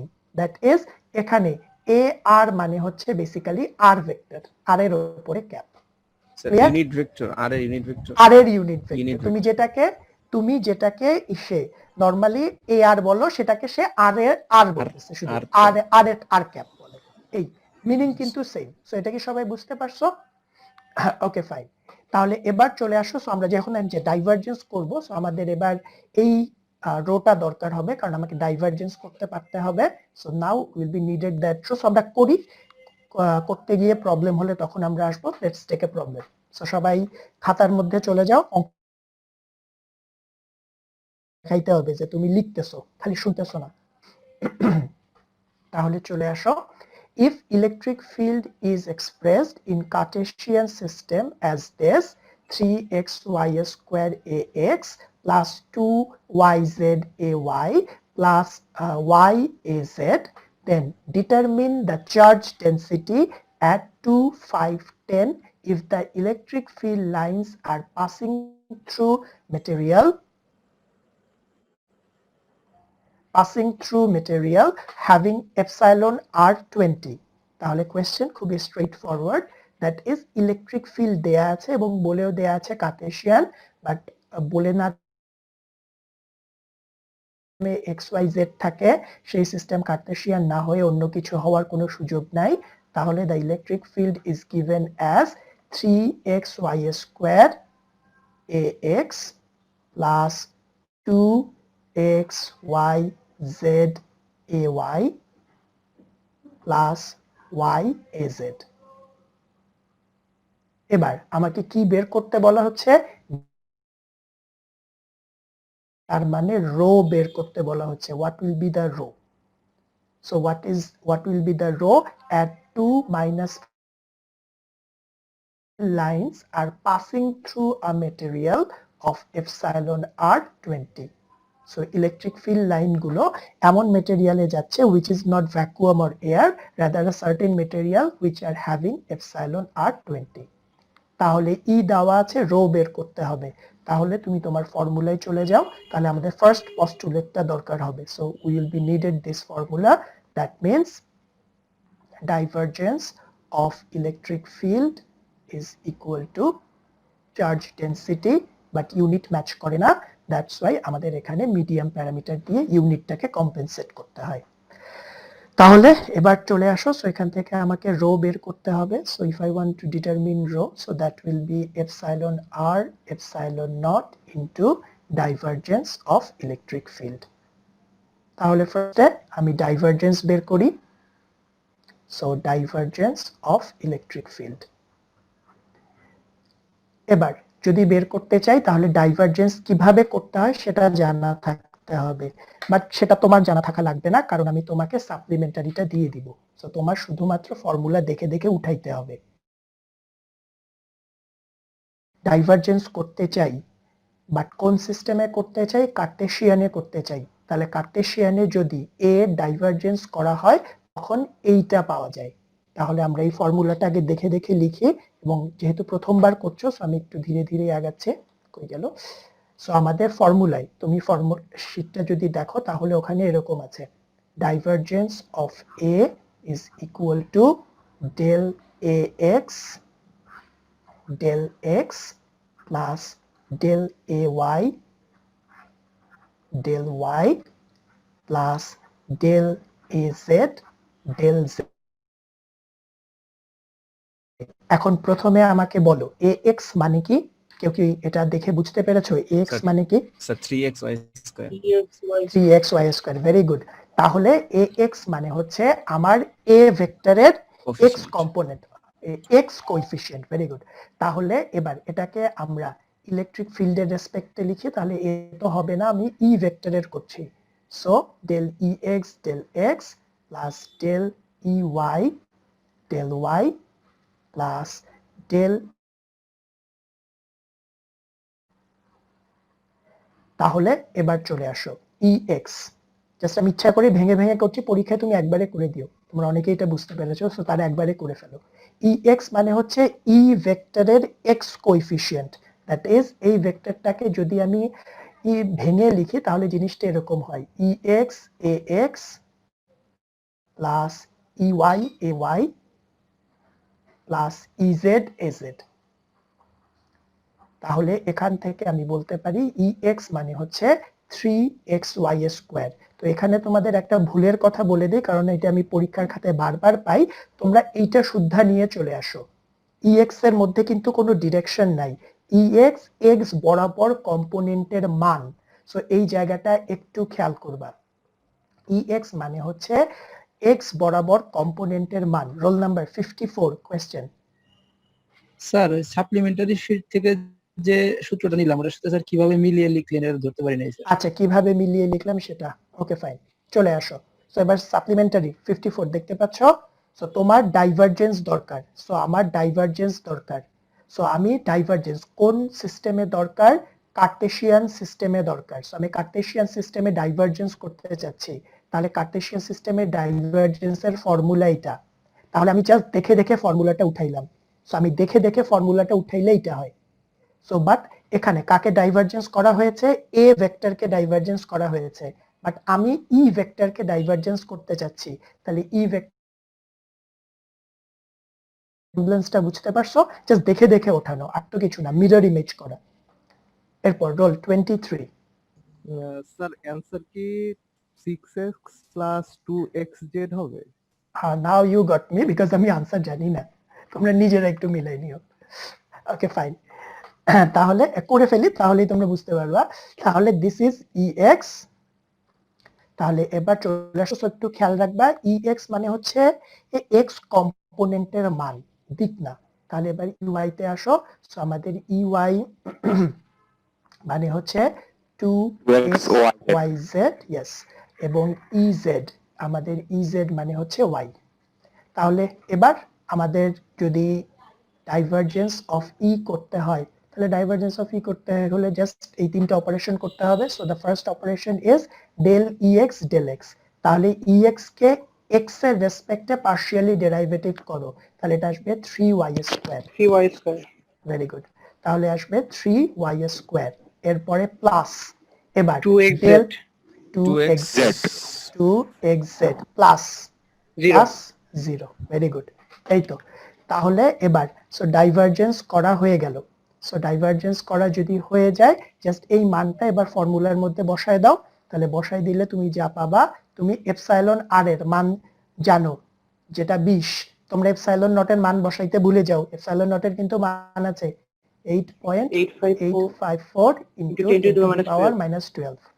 এই এরপরে নেক্সট আমাদের আসবে ডাইভারজেন্স অফ ই, যেটা আমরা পেয়েছি 3y স্কয়ার প্লাস 2xz, এই তো। সো আমি একবার এখানেই করে ফেলি, তোমাদের হয়তো একটু দেখতে কষ্ট হতে পারে। সো রো বের করতে বলা হয়েছে, আনসার কি এটাই না? এটাই তো আনসার, এটা আনসার, আনসার কি না এটা? স্যার আরেকটু করা লাগবে তো স্যার। আর একটু কি করতে হবে? স্যার এই যে স্যার গুণটা করা লাগবে 3y দিয়ে ওইটার সাথে। 3y দিয়ে কার সাথে গুণ করব? এই যে 20 ইনটু 8.8 সামথিং এটার যে মান আছে।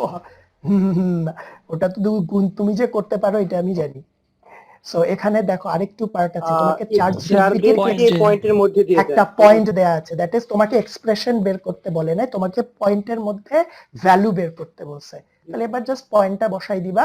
সো সেই পয়েন্টের x হচ্ছে মাইনাস, x হচ্ছে 2, y হচ্ছে -5।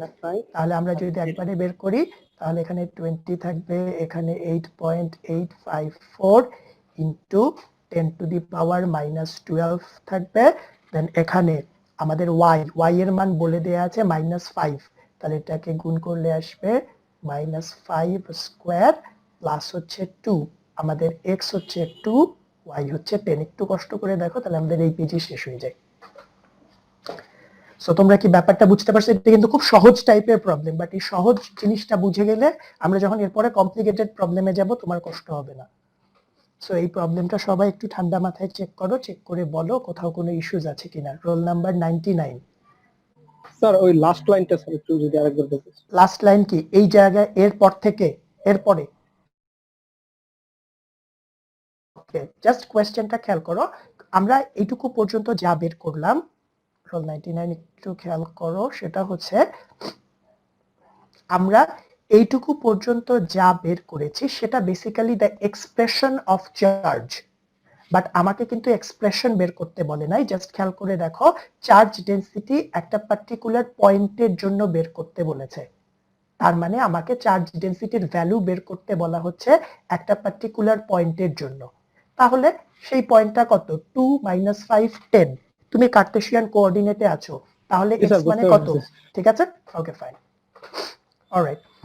স্যার ওই যে মান বসাইছিলেন স্যার সাপ্লিমেন্টারি শীট থেকে, ওটা আরেকবার একটু দেখাই দিলেন। সাপ্লিমেন্টারি থেকে মান বসাইছিলাম, সেটা না করে let's do it another problem, কারণ ওটা করলে আরো ক্লিয়ার হবে বেশি। তাহলে এবার চলে আসো, আমরা আরেকটা প্রবলেম করি। একক আসবে নিউটন পার, সরি আচ্ছা এখানে এককটা একটু কনফিউজিং হবে, কারণ আমাদের কি ধরনের চার্জ আমরা জানি না। তো তোমরা in generally surface charge density হিসেবে চিন্তা করবা, coulomb per metre square generally. Sir অ্যানসারটা কি 20.36 × 10⁻⁹? এটা তো আমি বলতে পারবো না, এটা আমি না কেউ বানাইছি করছে প্রবলেম। নাকি? আর না স্যার হ্যাঁ, কেউ আমার করছে নাকি? 2.04 tan inverse 2.0 তাহলে তো ওকে ঠিক আছে। ওকে ফাইন, এবার চলে আসো। So, আমাদের আপাতত এটা কোনো কাজে লাগতেছে না, এটা পরে ডিলিট করে দিব। সো স্টিল যাদের সাপ্লিমেন্টারিতে প্রবলেম আছে, আমরা এই so now what this problem says, এটা একটু ঘুরায় কথা বলছে। So let's see, it says that given that d is equal to z rho cos square phi az, its unit is given as coulomb per meter square. তোমরা এত দূর পর্যন্ত থামবা, পুরোটা কোশ্চেন পড়বা না। Calculate the charge density at 1 π/4 3। So আমাকে charge density calculate করতে বলা হচ্ছে। The point is given as, so এটা ভুললে হবে না যে পয়েন্ট দেয়া আছে। So 1 π/4 and 3। So up to this আমরা সলভ করতে যাচ্ছি, বাকিটা পরেরটা পরে চিন্তা করব। তাহলে ডি দেওয়া আছে, রো বের করতে বলছে। কেমনে বের করব? আমি তো জানি ই এর সাথে রো এর সম্পর্ক। ডি দেয়া থাকলে রো বের করব কেমনে? ইন্টিগ্রেট করে সারফেস ইন্টিগ্রেশন ইন্টিগ্রেট করে। আমার কাছে কিন্তু ফর্মুলা এটা আছে, ফর্মুলা কিন্তু এটাই, বা এইভাবে চিন্তা করলে এটাই ফর্মুলা। সো ডি দেওয়া আছে, রো বের করতে বলছে, কেমনে বের করব? স্যার ইর জায়গায় এই ভ্যালুটা বসাবো নাকি? ই এর জায়গায় ডি এর ভ্যালু বসাই দিলে হবে। ডি আর ই তো ও, পাশাপাশি right, দুটো right. শব্দ। ডি কে যদি এর আমরা জায়গায় ই ফাই নট বসালে- দিয়ে ভাগ করে তাহলে তো আমরা ডি পেয়ে যাব। ওকে, রোল 74 একটা বড় বোনাস খাতার মধ্যে লিখে নাও, আমাদের পরে রিমাইন্ড করবা। সেটা হচ্ছে আমরা ফার্স্ট স্লাইডে দেখে আসছি ডি এর সাথে ই এর সম্পর্ক আছে কি নাই। সো ডি এর সাথে ই তো রিলেটেড, সো তুমি ডি থেকে ই তে কনভার্ট করো। ফর্মুলা তো ই এর জন্যই, ডি আর ই পাশাপাশি লেটার বলে একটাকে আরেকটা দিয়ে বসানো যাবে তা না। তাহলে এবার চলে আসো, তাহলে একটু খেয়াল করতে হবে যে আমাদের ফর্মুলা কার জন্য। ফর্মুলাটা দেখো, আমরা জানি divergence of E is equal to rho divided by epsilon R epsilon naught. এখানে কোনো ভুল নাই, ডি এর জায়গায় ই এর জায়গায় ডি বসানো যাবে না, it is not allowed. So but তার সাথে সাথে আমি কি জানি, ডি এর সাথে ই এর সম্পর্ক আছে। তাহলে ডি এর সাথে যদি ই এর সম্পর্ক থাকে, তাহলে D is equal to epsilon R epsilon naught E. তাহলে যদি এরকম হয়, আমি ই এর জায়গায় কি বসাতে পারি? আমি ই এর জায়গায় বসাতে পারি, আমি ই সমান বসাতে পারি D divided by epsilon R epsilon Epsilon naught not. E. এবার এটা সবকিছু এখানে বসাও। এপসাইলন আর এপসাইলন নট কিন্তু কনস্ট্যান্ট, তার কোনো ডিফারেন্সিয়াল ইন্টিগ্রেশন হয় না, সো দুই সাইড থেকে কেটে যাবে। সো কেটে গেলে যা ফাইনালি থাকে সেটা হচ্ছে divergence of D is equal to rho শুধু রো। সো তুমি চাইলে পরীক্ষার সময় ডিরেক্টলি এটাকে ফর্মুলা হিসেবে ইউজ করতে পারো। এটাই বেসিক্যালি আমি স্লাইডের একটা পার্ট তোমাদেরকে বলছিলাম যেটা পরে দেখাবো, এই পার্টটাই এখানে করে দেয়া আছে। ঠিক আছে? সো তাহলে যেটা হচ্ছে আমাদের ফার্স্ট পস্টুলেটটাকে তুমি চাইলে এভাবে করে ডি দিয়ে প্রকাশ করতে পারো। তার মানে আমরা সোফার যা যা ই দিয়ে পড়ে এসেছি সবকিছুকেই ডি দিয়ে প্রকাশ করা যায়। সো পরীক্ষায় একটু খেয়াল রাখবা যে ডি পাইলে অস্থির হয়ে যায়ও না। তোমাকে সাপোজ তুমি সোফার পড়ে আসছো ইলেকট্রিক ফিল্ড কত বের কর, কিন্তু কথা ইলেকট্রিক ফিল্ড বের করে এই রিলেশনশিপ ইউজ করো। এই তাহলে whatever it is, so আমাদের divergence of D is equal to rho. তাহলে এবার আমাকে যেহেতু রো বের করতে বলা হচ্ছে, তাহলে রো সমান ডাইভারজেন্স অফ ডি। সো আমার ডি কে ডাইভারজেন্স করতে হবে। তাহলে এবার আমরা ডি কে ডাইভারজেন্স করতে চাই, তাহলে ডাইভারজেন্স অফ ডি। সো যাদের স্টিল ফর্মুলায় প্রবলেম আছে, সাপ্লিমেন্টারিতে প্রবলেম আছে, তারা একটু খেয়াল করবা। তাহলে এবার চলে আসো, আমরা আমাদের ফর্মুলায় চলে যাই। তার আগে আমাকে সিস্টেম দেখে বুঝতে হবে আমার সিস্টেমটা কোন কোঅর্ডিনেটে আছে। সিলিন্ড্রিক্যাল আমার সিস্টেম সিলিন্ড্রিক্যাল। কেমনে কেমনে বুঝছো? স্যার 5/4 স্যার একটা অ্যাঙ্গেল দুইটা ডিসটেন্স, একটা অ্যাঙ্গেল দুইটা ডিসটেন্স। যদি এটা কোশ্চেনে না দিতাম তাইলে কেমনে রো বুঝতাম? ফাই জেড স্যার ফাই আর AZ. Very good. So identification গুলো কিন্তু মনে রাখবে, কারণ এই কোশ্চেনে কোথাও কিন্তু বলে দেয় নাই। তাহলে এবার চলে আসো, আমাদের ডাইভারজেন্স করতে হবে। তাহলে এবার সাপ্লিমেন্টারি, যার সাপ্লিমেন্টারিতে প্রবলেম ছিল আমি একদম প্রথম থেকে দেখাচ্ছি। আমার দরকার কি? আমার দরকার ডাইভারজেন্স। কোন কোঅর্ডিনেটে দরকার? সিলিন্ড্রিক্যাল কোঅর্ডিনেটে। সিলিন্ড্রিক্যাল কোঅর্ডিনেটে ডাইভারজেন্স করলে একটা জঘন্য ফর্মুলা আসে। আসুক জঘন্য, দেখে দেখেই তো লিখবো। তাহলে দেখে দেখে লিখো 1/ρ del into rho a row D rho. So আমি একটা একটা করে লিখি, তোমরা জাস্ট আমার সাথে সাথে লিখো, আমি ফর্মুলাটা জানি। তাহলে প্রথমে divergence of A in cylindrical coordinate, first টার্মটা হচ্ছে 1/ρ, এরপর ডেল, ভিতরে সরাসরি এ রো নাই, এর সাথে আবার একটা রো দিয়ে গুণ করতে হয়, rho into del a row, নিচে ডেল রো। জাস্ট দেখে দেখেই লিখো। তো তোমার কাছে যেহেতু সাপ্লিমেন্টারিটা নাই, আমার ভুল হয়ে গেছে, তোমাদেরকে সাপ্লিমেন্টারিটা দিয়ে দিলে ভালো হতো। এরপরে প্লাস চলে আসো, এরপরে 1/ρ, আমি দেখে দেখে লিখছি 1/ρ ডেল, এখানে ভিতরে কোনো a phi, del a phi, del phi. এরপর লাস্টেরটাতে চলে আসো, del a z, del Z. এই তাহলে আমি কিন্তু এটা সাপ্লিমেন্টারি দেখে দেখে লিখলাম। তাহলে এবার এটাকে তুমি তোমার টার্মসে ট্রান্সফার করো। তোমার টার্মসে যদি ট্রান্সফার করো তাহলে আসবে 1/ρ। কেউ যদি ট্রান্সফার না করে একবারে করতে পারো, আমি বলেছি কোনো সমস্যা নাই। তাহলে এখানে আমার ভেক্টরটা হচ্ছে ডি, তাহলে এখানে থাকবে rho D rho del rho plus 1/ρ del D phi del phi plus del D Z del Z. এই তো ঠিক আছে। সো এবার কি সাপ্লিমেন্টারি জায়গাটা ক্লিয়ার হয়েছে না আবার আরেকবার লাগবে? জি স্যার, বুঝতে পারছি। Okay fine. এবার চলে আসো, এবার তুমি তোমার ডি ভেক্টরের দিকে তাকাও। ডি ভেক্টরের তিনটা পার্ট থাকবে। সো তিনটা পার্ট মানে এবার কিন্তু এক্স ওয়াই জেড পার্ট না, আমি সিলিন্ড্রিক্যাল কোঅর্ডিনেটে আছি। সো একটা থাকবে রো পার্ট, একটা থাকবে ফাই পার্ট এবং একটা থাকবে জেড পার্ট। তাহলে এবার বলো আমার ভেক্টরের রো কম্পোনেন্টের মান কত?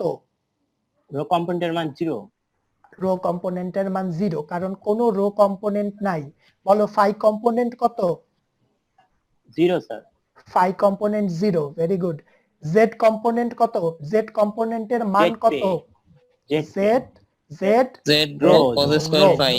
cos square phi, cos square phi এর ডিরেকশন হচ্ছে az, ঠিক কি না? জি স্যার। ঠিক আছে তো? জি স্যার, কিন্তু ডিরেকশন তো স্যার এখানে বসবে না ঠিক নাই স্যার, ওই ডিরেকশন এখানে হবে না বসবে না স্যার। এক্স্যাক্টলি, এটা হবে না। স্যার বোনাস দিবেন না? আচ্ছা দিলাম, ওকে, কারে দিছি সেটা জানি না, বাট দিছি। এবার আসো, তাহলে dz is equal to z rho cos square phi, az টা আসবে না। তাহলে এবার জাস্ট এখানে বসায় দাও, তাহলে বসায় দিলে তুমি ডাইভারজেন্স অফ d যা পাবা সেটা হবে divergence of d is equal to 0 plus 0 plus এটাকে z এর রেসপেক্টে ডিফারেন্সিয়েট করলে আসবে rho cos স্কয়ার ফাই। তাহলে এটা এখানে বসায় দাও। আচ্ছা, এখানে একটু একটা কথা বলি, তোমরা এখন এখানে সাপোজ এরকম করতে পারো, দ্যাটস ওয়াই বলছি যে এখানে রো cos স্কয়ার ফাই বসাবা, বসানোর পরে এই রো আর এই রো কেটে দিবা, তারপরে কিন্তু বিশাল বিপদ হয়ে যাবে।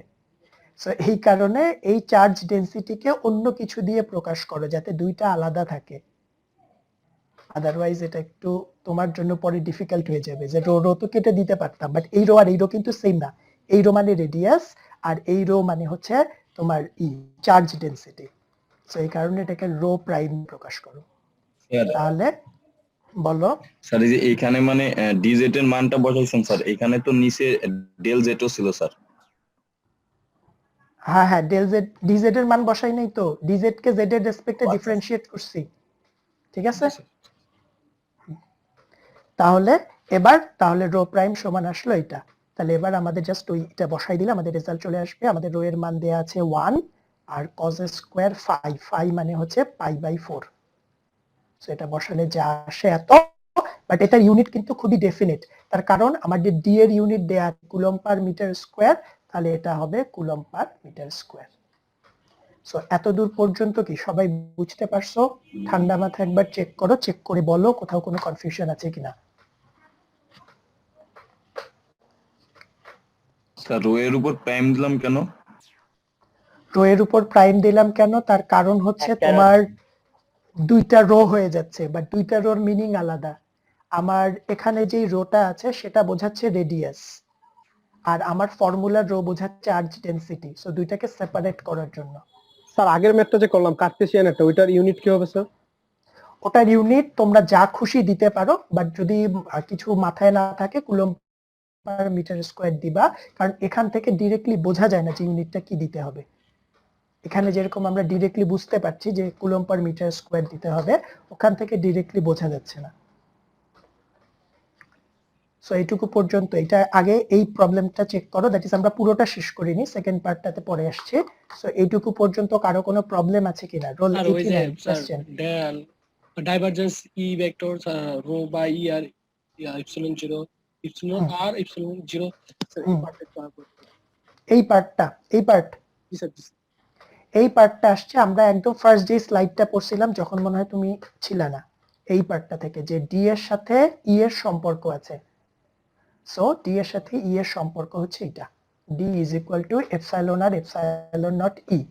তাহলে আমাদের কোয়েশ্চেনে জাস্ট দেখো কেন এটা করলাম, কারণ আমার কোয়েশ্চেনে ডি দেওয়া আছে, আমাকে রো বের করতে বলেছে, বাট আমার ফর্মুলা বলে আমার সম্পর্ক জানা আছে ই এর সাথে রো এর, বাট কোয়েশ্চেনে দেওয়া ডি, তার মানে ই এর সাথে ডি এর সম্পর্ক এস্টাবলিশ করতে হবে। তাহলে সেটা এস্টাবলিশ করার জন্য আমরা ডি আর ই এর সম্পর্ক নিয়ে আসলাম, সেখান থেকে ই কে বসাই দিলাম, বসাই দিলে রিলেশনশিপটা এবার ডি এর জন্য আসলো, তারপরে অ্যাপ্লাই করলাম। ওকে, এবার চলে আসো নেক্সট পার্ট। এই পার্টটাতে একটু কঠিন আছে, সো একটু খেয়াল করবা, দ্যাট ইজ ক্যালকুলেশন একটু বেশি, কঠিন এটাকে বলা যাবে না। সো এবার চলে আসো next part. So next part বলছে the total charge enclosed by the cylinder of radius 1 meter with z from -2 to +2. তাহলে সিচুয়েশনটা বোঝো, দ্যাট ইজ এইটাই একটা ইন্ডিভিজুয়াল কোয়েশ্চেন হতে পারে। সাপোজ আমরা already rho that is charge density বের করেছি, রো প্রাইম, সেটা আমরা পেয়েছি rho cos square phi expression. So পরীক্ষায় এটা দেয়া থাকলো, এবার তোমাকে বলা হলো টোটাল চার্জ বের করো। You are asked to determine the total charge. এরকম প্রবলেম আমরা এর আগের দিনও করেছি, তাহলে এটাই একটা প্রবলেম। যে তোমার চার্জ ডেনসিটি দেয়া ছিল না, এটা আমরা বের করেছি। এবার চার্জ ডেনসিটি ইউজ করে আমাকে টোটাল চার্জ বের করতে হবে, কিন্তু এখানে লাস্ট ক্লাসের সাথে একটু পার্থক্য আছে। সেটা হচ্ছে চার্জ আমাকে বের করতে হবে একটা এনক্লোজড জায়গার জন্য। I have to determine charge for a enclosed surface, একটা ক্লোজ সারফেসের জন্য, যেটা আজকে তোমাদের কেউ একজন রেইজ করেছিল যে ক্লোজড, সো বন্ধ একটা জায়গার জন্য। সো সেই বন্ধ জায়গাটা কেমন সেটা বলে দেয়া হচ্ছে, যে সেই বন্ধ জায়গাটা একটা সিলিন্ডারের মতো, যার রেডিয়াস 1 মিটার এবং জেড মানে অবশ্যই তুমি জানো সিলিন্ডারের হাইট, সেই সিলিন্ডারের হাইট হচ্ছে -2 to 2 মিটার। সো তোমরা কি কোয়েশ্চেনটা বুঝতে পারছো সবাই? যে জাস্ট কোয়েশ্চেনকে এভাবে চিন্তা করো, চার্জ ডেনসিটি দেয়া আছে, তোমাকে টোটাল চার্জ বের করতে বলেছে, আর টোটাল চার্জ বের করার জন্য তোমাকে একটা বন্ধ জায়গা দিয়ে দিয়েছে, বলে দিয়েছে বন্ধ জায়গা কেমন, একটা সিলিন্ডারের মতো, যার রেডিয়াস আমি জানি এবং যার হাইট জানি। তাহলে এবার প্রথমে চার্জ ডেনসিটির ইউনিট খেয়াল করো, চার্জ ডেনসিটির ইউনিট খেয়াল করে বলো এটা কি ধরনের চার্জ ডেনসিটি, লাইন, সারফেস না ভলিউম? না, সিস্টেম না, কি ধরনের charge density, line charge density, surface না ভলিউম? ভেরি গুড, তাহলে এটা হচ্ছে surface charge density. Okay, I can see a hand. Roll 89 question. Sir আমি না আপনার সাউন্ডটা কাপা কাপা শুনছি, এটা কি আরেকটু শুনছে কিনা? ওকে, এটা কি সবার জন্যই হচ্ছে না? ঠিক আছে, স্যার সাউন্ডটা কেমন আছে? মাঝে মাঝে শুনতেই পাচ্ছি না স্যার। আচ্ছা, সেটা তো বলতে হবে। এখন কি শুনতে পাচ্ছো না কাপা কাপা আসে? এখন তো কাপাই আসছে স্যার। আচ্ছা দাঁড়াও, এটা কখনো কখনো আমার মনে হচ্ছে প্রচুর বাতাসের ব্যাগ।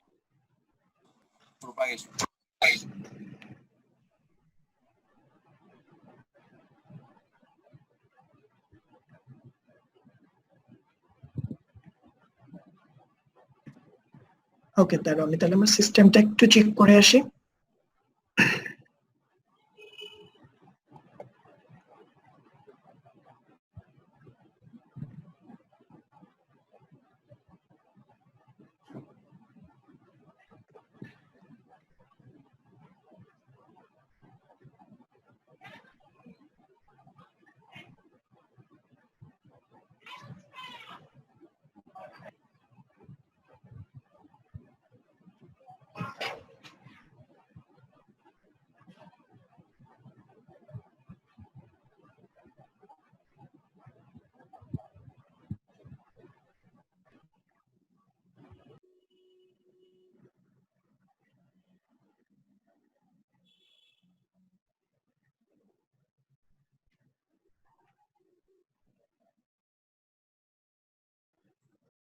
ওকে, এখন কি অবস্থা?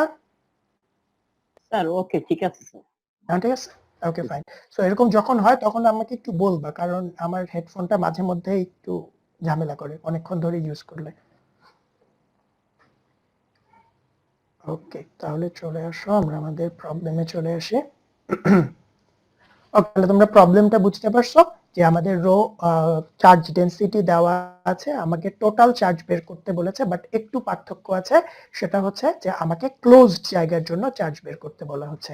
তাহলে এবার ফার্স্টে আমি দেখলাম যে আমার কাছে যেই চার্জ ডেনসিটিটা দেয়া আছে সেই চার্জ ডেনসিটিটা কেমন, কারণ আমার কাছে চার্জ বের করার কিন্তু 3 রকমের ফর্মুলা আছে, একটা লাইনের জন্য, একটা সারফেসের জন্য, একটা ভলিউমের জন্য।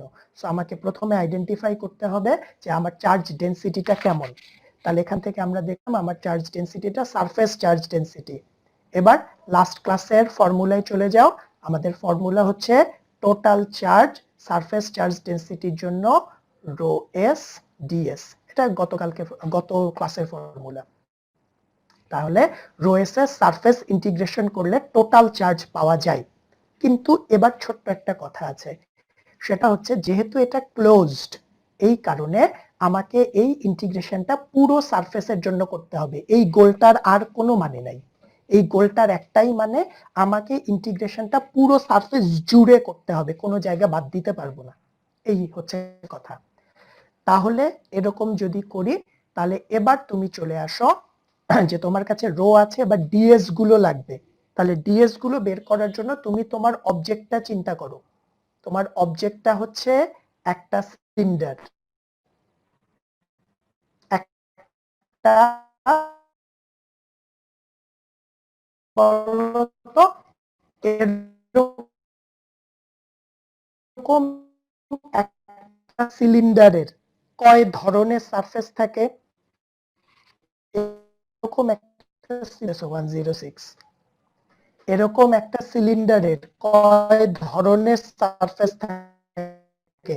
বা তার আগে বলো একটা 3 ডাইমেনশনাল জিনিসের কয়টা সারফেস থাকে, কয় রকমের সারফেস থাকে? একটা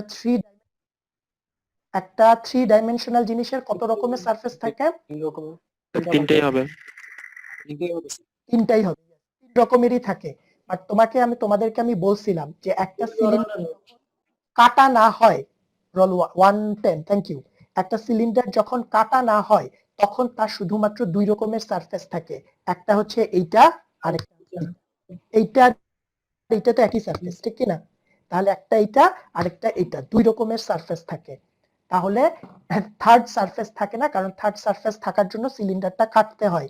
তোমরা কিন্তু একদমই পড়াশোনা করতেছো না, সো একটু স্লাইডগুলো চেক করো। তাহলে এবার চলে আসো, তাহলে এবার আমাকে যদি ক্লোজ সারফেস ইন্টিগ্রেশন করতে হয় তাহলে আমাকে এখানে যতগুলো সারফেস আছে সবগুলোই কনসিডার করতে হবে। তাহলে একটা সারফেস হচ্ছে এইটা কার্ভ সারফেস, একটা হচ্ছে টপ সারফেস, একটা বটম সারফেস। তাহলে এবার চলে আসো, ক্লোজ সারফেস ইন্টিগ্রেশন কথাটার মানে হচ্ছে এই সারফেস ইন্টিগ্রেশন আমাকে পুরো জায়গার জন্য করতে হবে। তাহলে পুরো জায়গা মানে কি? আমি একটা সারফেস ইন্টিগ্রেশন করব তার কার্ভ বরাবর, দ্যাট ইজ তার বডি বরাবর ইন্টিগ্রেশন করব। এরপর আমি একটা ইন্টিগ্রেশন করব তার টপ সারফেস বরাবর। সো আমি সারফেস নিব যেটা টপে আছে, আমি তাহলে এটা হচ্ছে টপ সারফেস, আমাকে আরেকটা সারফেস নিতে হবে যেটা বটমে আছে। তাহলেই খেয়াল করে দেখো তুমি সব জায়গায় ইন্টিগ্রেশন করেছো। This is means by closed. Closed মানে সব জায়গায় ইন্টিগ্রেশন করো। ক্লিয়ার হয়েছে কি এই জিনিসটা, না আরেকবার বলবো? Okay fine. তাহলে এবার একটা একটা করে চলে আসো, আমরা এটা ধীরে ধীরেই করি, তুমি যখন এফিশিয়েন্ট হয়ে যাবে তখন তুমি একবারই করো। তাহলে প্রথমে চলে আসো কার্ভ অংশটার জন্য। এইটা যে বলতে পারবা তাকে আমি আগামী ক্লাসের বোনাসও আজকের ক্লাসে দিয়ে দিব। সেটা হচ্ছে আমাদের কার্ভ সারফেসের ডিরেকশন কি? কার্ভ সারফেসের ডিরেকশন কোন দিকে? জেড অক্ষ বরাবর। জেড অক্ষ বরাবর। কার্ভ সারফেসের ডিরেকশন কোন দিকে? প্লাস বাই আরেকজনের শুধু আর বাকি আছে, সো আরটাও বলে দাও। জেড বরাবর স্যার। একদম পড়াশোনা করো নাই। কার্ভ সারফেসের ডিরেকশন হচ্ছে আর বরাবর। তোমার অ্যান্টি জাস্ট খেয়াল করো কেন অ্যান্টি, আর মানে অ্যান্টি ক্লকওয়াইজ একদম। আমরা এখন একটু কথা কম বলো, তোমাদের সব ফলে। আচ্ছা দেখো, জাস্ট কার্ভ সারফেস এইটা ঠিক কি না? সো কার্ভ সারফেস যদি এটা হয়, যে কোনো সারফেসের ডিরেকশন বের করে সারফেসের সাথে লম্ব বরাবর। সো সারফেসের উপরে লম্ব আঁকলে লম্বটা কি জেড অক্ষের সাথে গিয়ে মিলে কিনা? তাহলে যেটা জেড অক্ষের সাথে গিয়ে মিলে তার ডিরেকশন হচ্ছে আর বরাবর। আর মানে হচ্ছে রো বরাবর। তাহলে এর ডিরেকশন হচ্ছে রো বরাবর। তাহলে তার মান দরকার হবে, তার মান তো তুমি সাপ্লিমেন্টারি থেকে পেয়ে যাবা। তাহলে সাপ্লিমেন্টারিতে চলে যাও, তোমার এরিয়া দরকার কোন বরাবর? রো বরাবর। সো রো বরাবর এরিয়া হচ্ছে rho d phi d z. So rho d phi d z. তাহলে আমাদের ডিএস এর মান আসবে রো ডিফাই ডিজেড। এটা কি বুঝতে পারছো? ডিফাই ডিজেড দেখে দেখে লিখলাম, সো এটা পুরনো কথা ছিল। এবার কার্ভ সারফেসের অংশ গেল। আমি যদি ডিএস এর আমার শুধু মান দরকার, মান মানে হচ্ছে রো ডিফাই ডিজেড, কোনো বোনাস দিব না। এটা না পারলে সবগুলো নেক্সট লাস্ট ক্লাসের ওই কেটে দিব। বলো টপ সারফেসের ডিরেকশন কোন দিকে?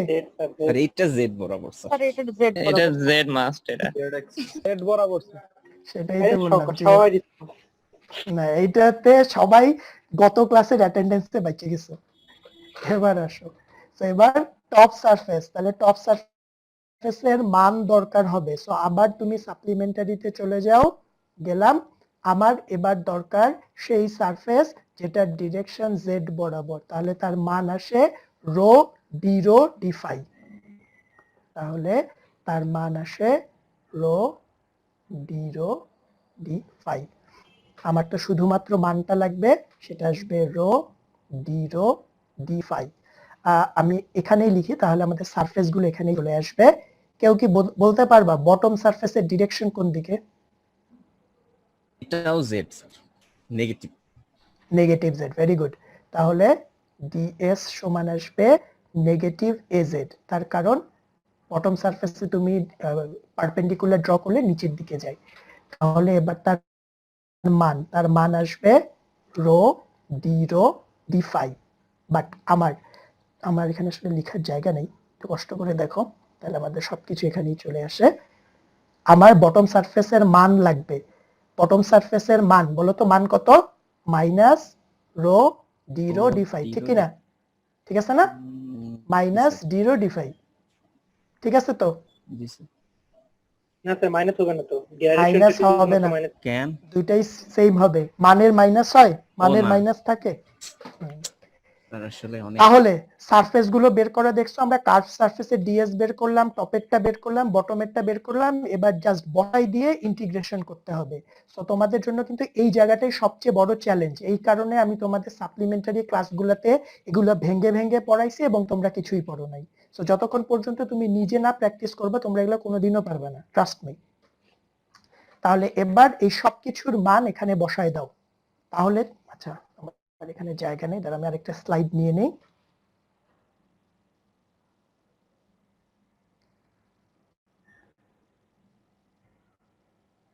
দাঁড়াও, কি বলছি তো। স্যার সব সাবজেক্টের অ্যাসাইনমেন্ট কুইজ দিব না স্যার, এগুলো করবো স্যার, একবারে সব চাপ পড়ে গেছে স্যার অনেক বেশি। তোমাদের ল্যাব নাই তাই তোমাদের চাপ হয়ে গেছে? এখনো তো ল্যাবই নাই তোমাদের। স্যার থিওরি অনেক বেশি পড়াইতেছে স্যার, থিওরিতে কুলায় যেতেছে না স্যার, ফুল পড়া যেতেছে না। আর থিওরি ওপেন সোর্স হওয়ার কারণে মানে একটা সীমিত কোনো লিমিট নাই পড়ার স্যার। আমি পুরোটা মিলাই একটা মাত্র টেস্ট নিছি, পুরো 6 সপ্তাহ মিলাই, তাও তোমাদের লোড হয়ে গেছে? না স্যার, আপনার তো কোনো সমস্যা নাই স্যার, আপনার তো হ্যাঁ, তুমি এই কথা সবাইকে বলো। এখন চুপ যাও, এখন আসো।